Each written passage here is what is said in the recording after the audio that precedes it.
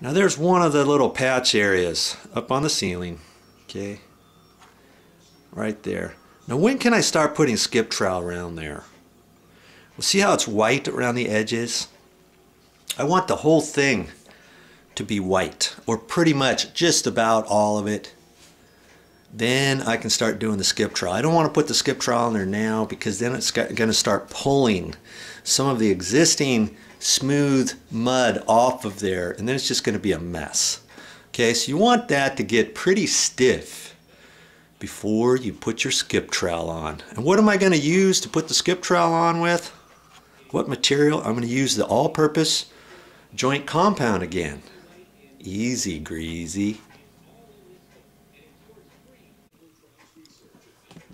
Well, so far so good. This is how your patches are going to look right now. Look at that patch. That looks pretty good. We still got a little bit more work on that, but you see how much bigger that patch is growing? That's okay. That's what you have to do to blend it in. Okay, so we got all the other little patches. We did a good job on those. Got up around that. And all those patches are going to go away once we put that skip trowel on there. You don't put enough coats. If you don't wait properly, you're not going to get a good job. That's why I use the quick set. Had you put on just all-purpose joint compound over the first go, there's no way whatsoever that you could get done in a day. It would probably take you a 3-day process because you're supposed to wait between coats. You've got to let that the all-purpose joint compound dry all the way, or else it's going to shrink. Okay, so there's no way we'd be up to this point already at all. It's important for you to remember, because if you don't do it this way, you use all-purpose joint compound on your entire patch areas, and if you don't go 2 or 3 days, at least a 3-day process, you're going to see your patches. I don't care what you say. You're going to see them depending how deep the mud is and all that. Talk to any sheetrocker and they'll tell you when they do a patch, they use quickset.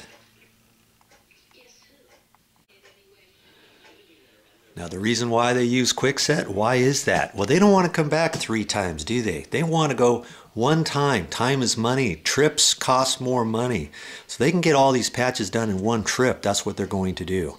And to think about that further, what mud would they have used? They probably would have used 5-minute mud or 15-minute mud, something like that. I used 40-minute mud. That's why it's taking me this long to get to this stage.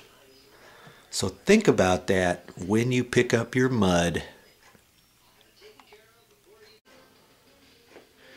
Now, if you haven't done very many sheetrock patches and repairs, don't start out with 5-minute or 15-minute mud. You're going to get very frustrated because you're not going to be able to work with it before it goes off and gets hard in your pan or gets hard up here before you get it smooth. Okay, start out with 40-minute or 45, 60-minute mud step by step. I know you can do it. Hey, I'm just an average Joe, you know that? And if I can do it, you can do it.